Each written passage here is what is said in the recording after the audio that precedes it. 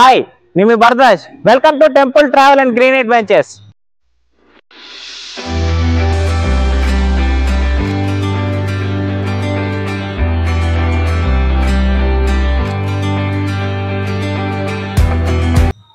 ఈ రోజు మనం ఆంధ్రప్రదేశ్ రాష్ట్రంలోని పశ్చిమ గోదావరి జిల్లా భీమవరం వచ్చామండి. ఈ భీమవరంలో గునుపూడి అనే ఒక ఏరియా ఉందండి. ఈ గునుపూడి ఏరియాలో పంచారామ క్షేత్రాల్లో ఒక ప్రసిద్ధ ఆలయమైన సోమేశ్వర ఆలయానికి వచ్చామండి. ఇక్కడ సోమేశ్వర ఆలయం ప్రత్యేకత ఏంటంటే శివలింగం అనేది కృష్ణపక్షం శుక్లపక్షాన్ని బట్టి, అంటే చంద్రుడు శుక్లపక్షం నుంచి ఎలా పెరుగుతాడో, కృష్ణపక్షం వస్తే ఎలా పెరుగుతాడో, శుక్లపక్షం నుంచి ఎలా తరుగుతాడో అలాగే దానికి తగ్గట్టుగా ఇక్కడ శివలింగం రంగులు మారటం అనేది జరుగుతుందండి. సో ఆ విశేషాలు ఏంటో, ఈ గుడి విశిష్టత, దీని యొక్క చరిత్ర ఈ రోజు మనం తెలుసుకుందాం రండి.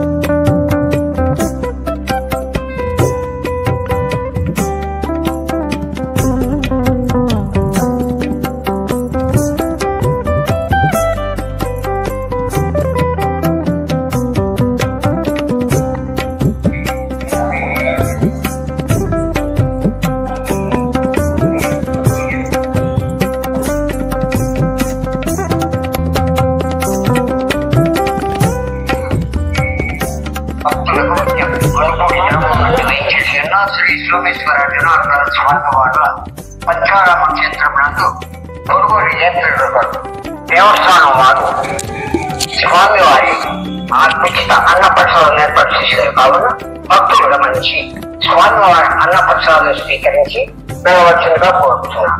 విరాళం ఇచ్చే దాతలు ఎవరైనా ఉన్న ఎడల దేవస్థానం ఆవరణలో ఉన్న కౌంటర్ వద్ద తీర్చే విరాళము వారికి అందజేసి రసీదు పొందవలసిందిగా కోరుతున్నాము. భక్తులు మీ పెళ్లి రోజు గాని పుట్టినరోజు గాని ఏ రోజునైనా మీరు కోరిన రోజున అదే రోజున మీ పేరు మీద స్వామివారి ఆలయ ప్రాంగణంలో మీ పేరుతో ఇక్కడ స్వామివారి అన్నప్రసాదం ఏర్పాటు చేస్తారు. కావున భక్తులు గమనించవలసిందిగా కోరుతున్నాము. స్వామివారి అన్నప్రసాదం ఏర్పాటు చేస్తారు. భక్తులు గమనించవలసిందిగా కోరుతున్నాము.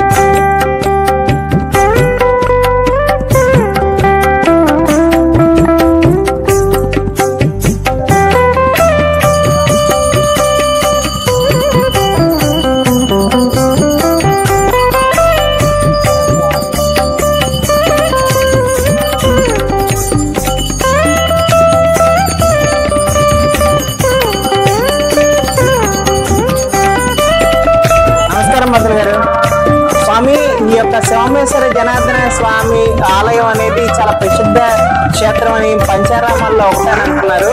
అసలు దాని యొక్క చరిత్ర, అసలు ఈ గుడి విశేషత కొంచెం మాకు మా ప్రేక్షకులకి తెలియజేయగలరా స్వామి? తప్పకుండా.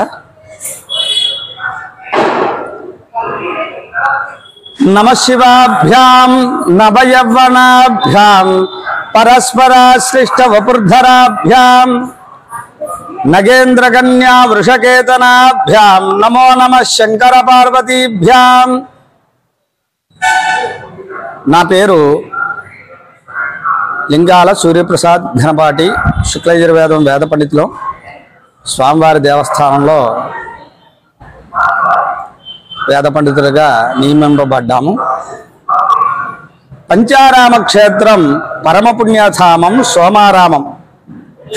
ఆరామ క్షేత్రాలలోనే సర్వశ్రేష్టంబుగా విరాజిల్లుతోంది ఈ క్షేత్రం. ఎందుకనగా పూర్వకాలంలో తారకాసుడు అనే రాక్షసుడు ఘోర తపస్సు చేసి అమృతాత్మకమైనటువంటి ఆత్మలింగాన్ని వరంగా పొందుతాడు. అతడు వరం పొందడం వల్ల అజేయుడై దేవతల్ని, మునుల్ని, బ్రాహ్మణుల్ని హింసిస్తూ యజ్ఞయాగాది క్రతువుల్ని ధ్వంసం చేస్తూ ఉంటాడనమాట.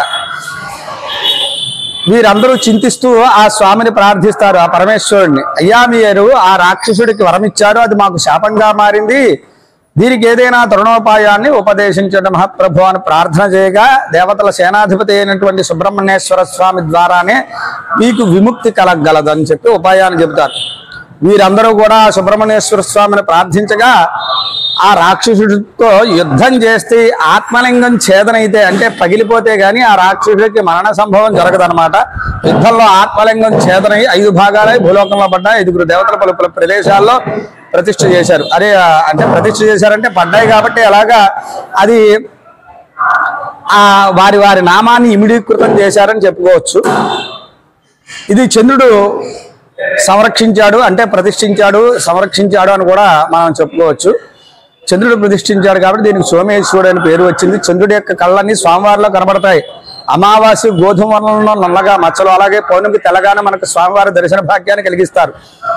ఏక గోపురంలో కింద స్వామివారు ఉండడం, పైన అమ్మవారు ఉండడం విశేషం. ప్రపంచంలో ఎక్కడ మనకి తారసపడదు. ఈ యొక్క గునుపూడి క్షేత్రంలో మనకి ఆ దర్శన భాగ్యం కలుగుతుంది.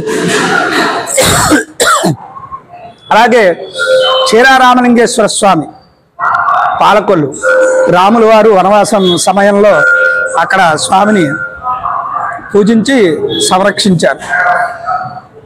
అలాగే ద్రాక్షారామంలో దక్ష ప్రజాపతి యజ్ఞం చేసిన చోటు, అక్కడే అమ్మవారు ఆహుతైన ప్రదేశం. అష్టాదశక్తి పీఠంలో ఒక పీఠం మాణిక్యాంబాదేవి, అక్కడ సూర్యుడు ప్రతిష్ఠ చేశారన్నమాట. అలాగే సామర్లకోటలో కుమారస్వామి ప్రతిష్ఠ చేశారు. అలాగే ఇంద్రుడు ప్రతిష్ఠ చేశాడు కాబట్టి దానికి అమరావతి అని పేరు వచ్చింది. 5 క్షేత్రాన్ని ఒకేసారి దర్శిస్తే అమృతాత్మకమైనటువంటి ఆత్మలింగాన్ని దర్శించడం మహద్భాగ్యం కలుగుతుందని జనులందరూ కూడా ఒకేసారి 5 క్షేత్రాన్ని దర్శిస్తారు.